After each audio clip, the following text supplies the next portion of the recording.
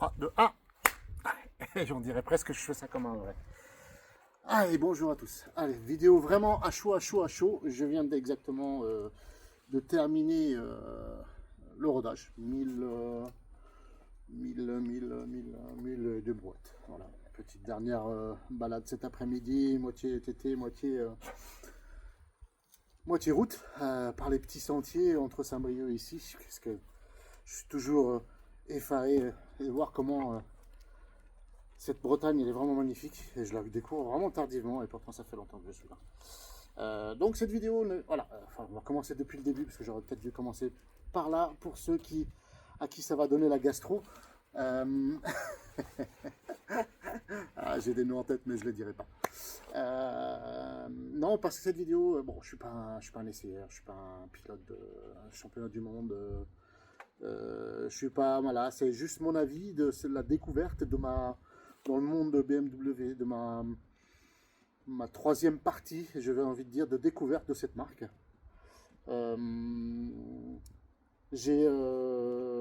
Voilà, c'est une vidéo sans prétention. Voilà. Elle m'a été demandée par plusieurs amis que j'ai. Je préférais faire une vidéo, c'est beaucoup plus parlant que mettre des textes. Des fois, on n'arrive pas à s'exprimer.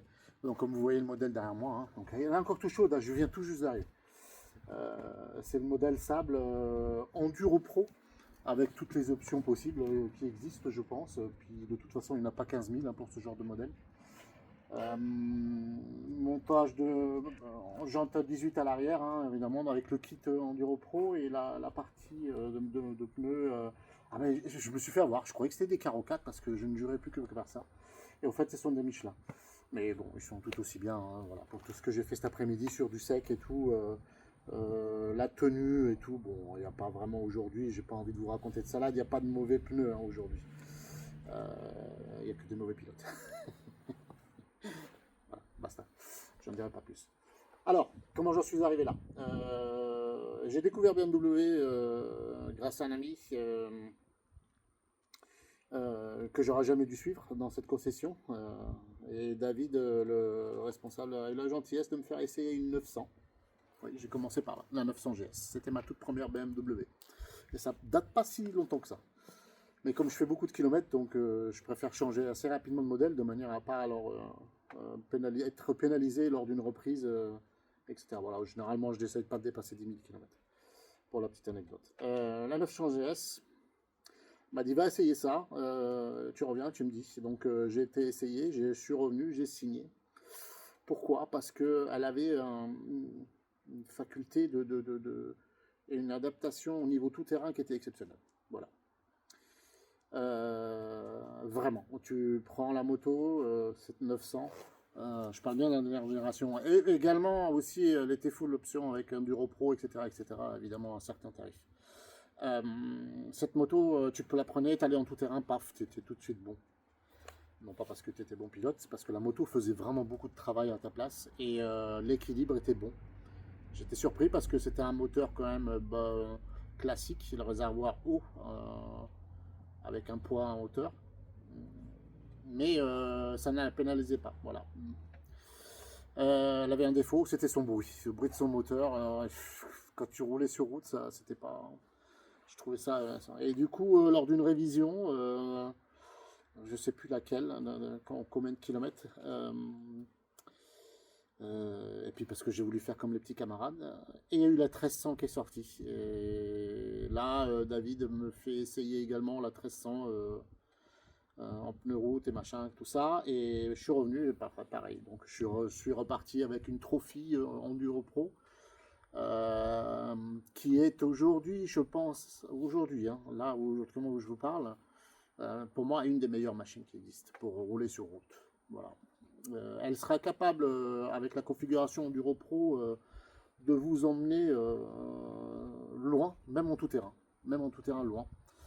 Il faut juste éviter le sable, d'accord? Bon, ceux qui savent, éviter de rigoler, s'il vous plaît. Le sable, c'est son ennemi.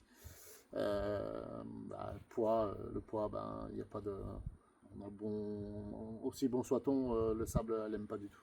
Par contre, tout ce qui est piste, là, comment on a fait le dernier voyage que j'ai fait avec mes stagiaires, Au Maroc, j'aurais pu partir avec une moto beaucoup plus légère, mais non, j'ai voulu vraiment aller jusqu'au bout de ma théorie, de voir vraiment si tout ce qu'on disait sur cette machine était vrai. Et ça n'a pas menti. Ils n'ont pas menti, hein. La machine est vraiment bien. La machine, elle est bien parce qu'elle vous assiste vraiment dans beaucoup de trucs, que ce soit sur route ou sur tout terrain, que vous n'avez plus à faire attention. C'était l'élévaire, c'est vraiment magique. Le freinage assisté en courbe, la répartition des masses et tout. Enfin, moi, quand j'étais au Maroc avec ou sur route, je me suis régalé. Je lui ai mis 11 000 km, dont une très grande partie en tout terrain. J'avais quelques difficultés, notamment au Maroc, quand on a eu un météo un petit peu capricieuse, avec un peu de glaise. Ça, les pneumatiques, les Caro 4, ils n'aimaient pas du tout. En retour en France, j'ai fait changer ce pneu, j'ai fait mettre un Trail XT Enduro Plus, si ma mémoire ne fait pas défaut, avec vraiment un pneumatique avant plus endurisant, et bon, et ça, le problème était réglé. La machine, vraiment, est passée là, vraiment partout, même sur le glissant, le gras et tout ça. Voilà. Par contre, à l'arrière, j'avais laissé le Caro 4. Moi, à l'arrière, ça me dérange pas trop que ça glissouille. Au contraire, ça me permet de me gainer. Voilà.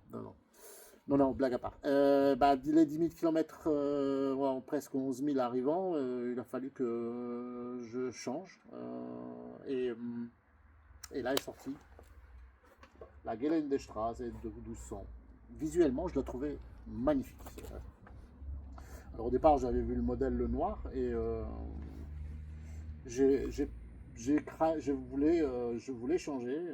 En toute honnêteté, au tout départ, je voulais reprendre la 1300 GS Trophy, la même que j'avais, parce que j'en étais vraiment 100% satisfait, que ce soit sur route ou sur tout terrain.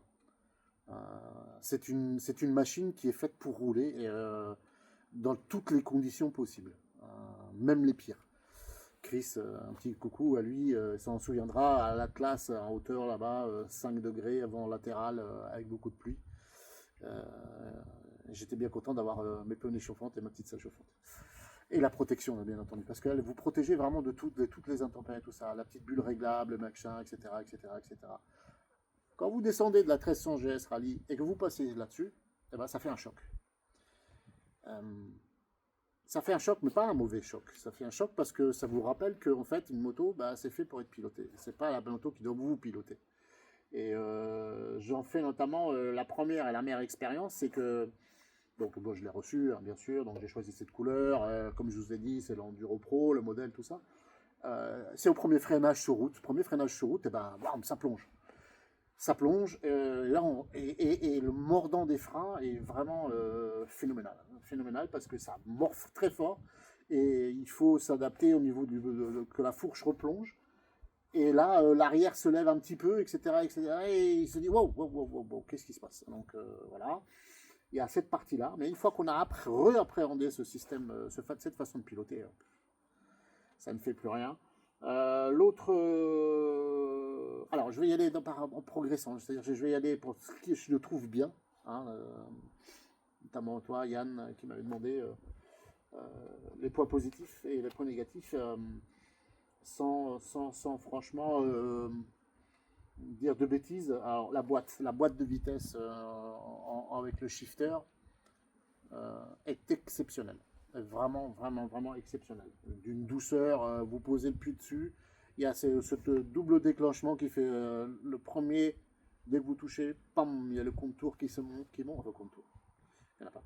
Enfin, si, il y en a un, mais en digital. Vous appuyez sur la moto, donne un petit coup de gaz et la vitesse passe en toute souplesse, que ce soit en montée ou en descente. Et vraiment d'une douceur. Alors, sur la GS Trophy, c'était une catastrophe. Parce que c'était du clac. Quand on passe là-dessus, en fait, ça a fait drôle parce que c'est vraiment très souple. Le comportement routier, c'est une GS, hein. Il n'y a pas à tergiverser.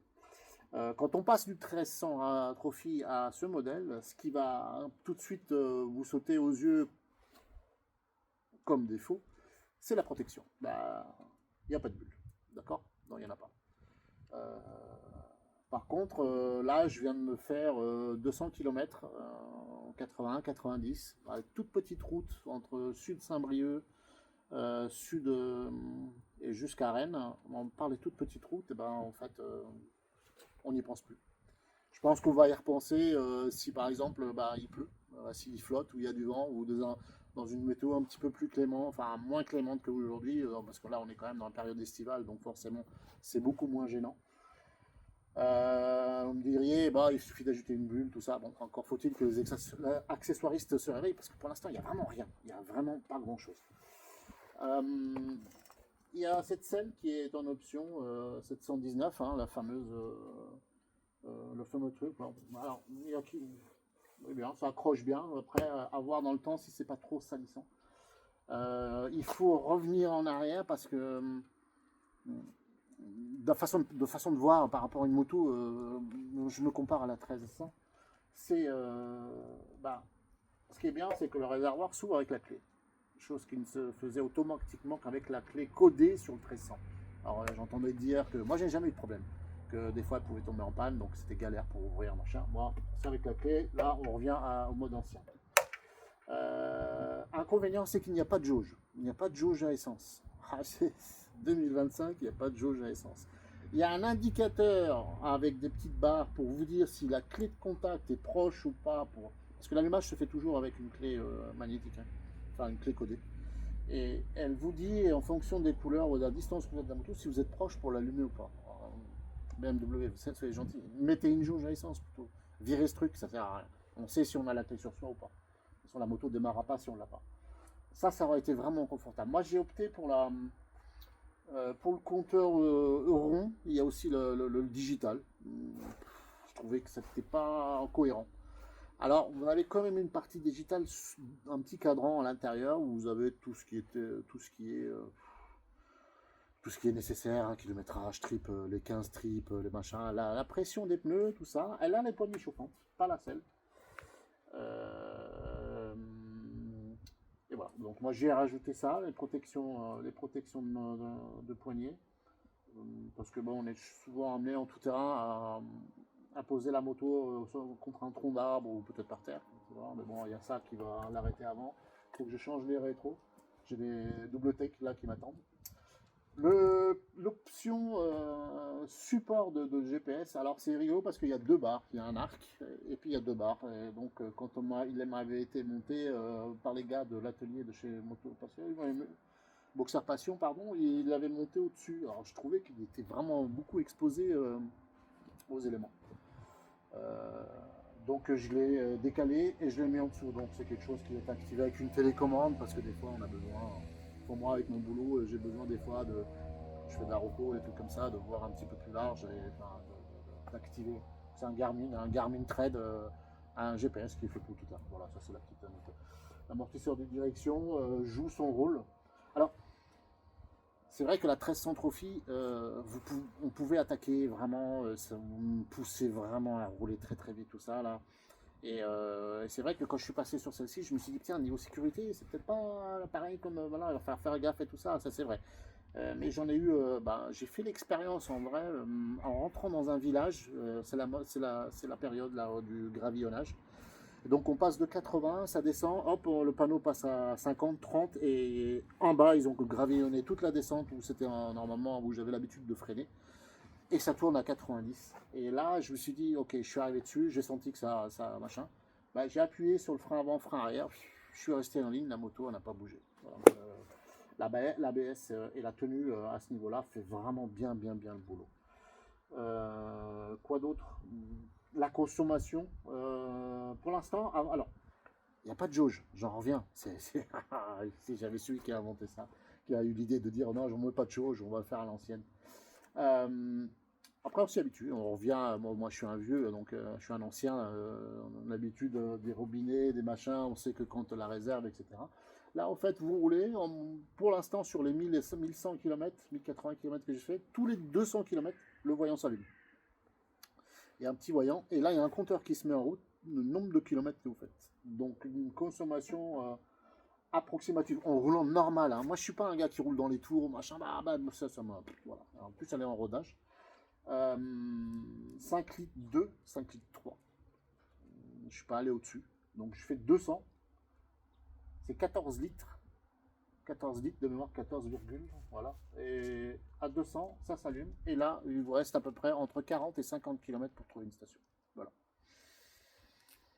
Il y en a qui aiment, il y en a qui n'aiment pas. Moi, je me suis habitué maintenant, voilà. Donc, mais en plus, j'ai un double système. Avec le Garmin, on peut gérer son essence, en fait. Hein. Chaque fois qu'on fait le plein ou on est à une station-service, il demande, lui, automatiquement, vous vous trouvez à proximité d'une station-service, êtes-vous en train de faire le plein, voulez-vous mettre votre compteur à 0? Voilà. Moi, je l'active avec la télécommande et puis voilà, ça fait le boulot. Ah, une autre chose assez marrante. Ça, la molette. Alors, personne n'a su me dire à quoi ça sert. Voilà. Ils l'ont monté sur ce modèle, mais ça sert à rien. En fait, elle n'est pas. Peut-être qu'ils avaient trop de poignées en stock et puis ils se sont dit, ou peut-être dans quelques années on fera une mise à jour et ça va servir à quelque chose. Moi, j'ai demandé à la possession et ils ont été gentils, ils ont perdu, je crois, 2-3 jours à chercher et puis ils m'ont dit, Giacomo, je crois qu'en fait elle est là en déco. Donc, bah voilà, bon, ça fait. On a l'impression d'avoir une option plus. Hein. C'est la molette, hein, la fameuse molette de chez BMW, là, celle qui sert un peu comme de joystick et tout ça. Voilà. C'est curieux, mais c'est comme ça sert à rien. Voilà. Bon. Elle va faire partie du voyage, de mes prochains voyages octobre-novembre là pour le Maroc. Elle va partir, je vais partir avec elle parce que j'ai quand même roulé un petit peu en tout terrain avec sur des conditions sèches. Elle fait très très bien le boulot. Très très bien le boulot. Je vais peut-être lui rajouter des demi-lunes là pour rehausser d'un demi-centimètre le guidon. Et puis à mon avis, ça sera tout parce qu'elle n'aura pas besoin d'autre chose. Parce que je pense qu'elle a vraiment été, a été vraiment faite pour le tout-terrain en fait, plus que pour rouler sur route, pour faire les grandes balades, machin. De toute façon, la selle arrière, elle est ridicule. Hein. Elle a des repose-pieds là qui de toute façon vont disparaître. Comme ça, je les enlève et puis de toute façon, j'emmène personne derrière. Donc je vais virer ça et je vais mettre leur support. Il doit exister maintenant un support classique pour tenir l'échappement. Je vais virer l'autre. La selle elle est toute rikiki à l'arrière. Hein. Qui voudra monter là derrière? Enfin, moi je voudrais pas en tout cas. Voilà. 3 coloris, noir, blanche et sable. Et en fin de compte, voilà. David m'a dit, écoute, prends ça, tu vas voir, elle va être magnifique et tout ça. Il s'est pas trompé parce que j'arrive pas à me garer quelque part sans qu'on veuille la prendre en photo ou on me demande qu'est-ce que c'est comme machine. Donc voilà. Bon, en tout cas, moi j'en suis super content. Pour ma façon. Alors je vous ai dit encore un petit peu, hein, pour ceux qui sont un peu sceptiques, rageux, ou parce qu'il paraît que c'est à la mode de critiquer. Moi, c'est juste mon impression à moi, parce que mon utilisation, moi je suis guide instructeur, initiateur en moto tout-terrain. Je fais de la moto tout-terrain depuis que j'ai l'âge de 8 ans, j'en ai 55 aujourd'hui, et elle me correspond parfaitement. Parce que pour rouler, je ne suis pas un fou de vitesse, donc 80, 90, allez, grand max 100, dans les petites routes sinueuses, etc. Ça fait le job. Et là, j'ai pu voir qu'en tout-terrain, bah, elle a les modes Enduro et Enduro Pro, j'aurais peut-être oublié de le dire. Et sur mode Enduro Pro, c'est une gestion exceptionnelle, vraiment, de l'accélérateur à l'arrière, machin, des freinages sur gravier et tout ça. Elle le fait vraiment très bien. Vous pouvez voir, hein, comme je dis, la section de tube, elle est vraiment grande. Donc ça, c'est... elle est vraiment très très très rigide à l'avant au niveau et très fidèle au niveau de quand on roule. Il n'y a pas de... J'ai jamais eu de surprise pour l'instant, mon tout-terrain, tout ça. Donc avec le mode Enduro Pro, après vous pouvez gérer. Moi je freine qu'avec un doigt. Elle le fait très parfaitement, l'ABS. Hein, parce que moi je suis partisan de laisser toujours l'ABS à l'avant. Bon, là en mode Enduro Pro, de toute façon on ne peut pas l'enlever. Il est un petit peu... il est affiné. C'est-à-dire qu'il va freiner, même s'il sent qu'il va intervenir. Voilà. L'arrière, on peut jouer quand même tôt. Ils disent que l'arrière, il disparaît, faux. C'est faux. Il y a quand même un petit peu d'ABS à l'arrière parce que j'ai essayé là tout à l'heure, parce que c'est vraiment super beau, et c'était vraiment très sec sur des pistes très faciles. J'ai essayé un petit peu d'appuyer sur les freins en courbe et tout ça, et au départ ça commence à glisser, et si vous tournez et qu'elle sent que vous tournez machin, elle se remet en route. Voilà. Donc voilà pour un tour rapide de cette belle petite machine. Hein. Donc espérons qu'on fera une longue carrière ensemble. Merci d'avoir regardé cette vidéo. Si vous avez des questions, bah, je vous le dis comme tous les autres qui disent, même ceux qui sautent, etc. non, pas de posez-moi, j'ai peut-être oublié des trucs, hein, posez-moi vos questions sur les commentaires et puis j'hésiterai pas à répondre. Vous voyez, j'ai fait cette vidéo, je viens tout juste d'arriver, j'ai même pas encore enlevé ma veste. Qu'est-ce que j'ai pu oublier? Le feu, hein, le feu à l'avant, ça ressemble quasiment à celui de la Trophy. Hein. On a un petit truc en croix, très léger, avec un LED qui est vraiment, l'air vraiment très puissant. Le son est vraiment bon. Hein. Certains veulent changer les pots, machin. Moi, j'ai rien changé du tout. Je trouvais déjà qu'elle faisait un beau petit bruit. Donc voilà, la béquille est bien meilleure que sur la tresse, sur la Trophy. Hein. Elle est vraiment adaptée, que ce soit sur le bitume, que ce soit sur le tout-terrain. J'ai jamais eu de difficulté pour me poser, faire quelques photos si j'avais besoin. Voilà, merci. Allez, ciao.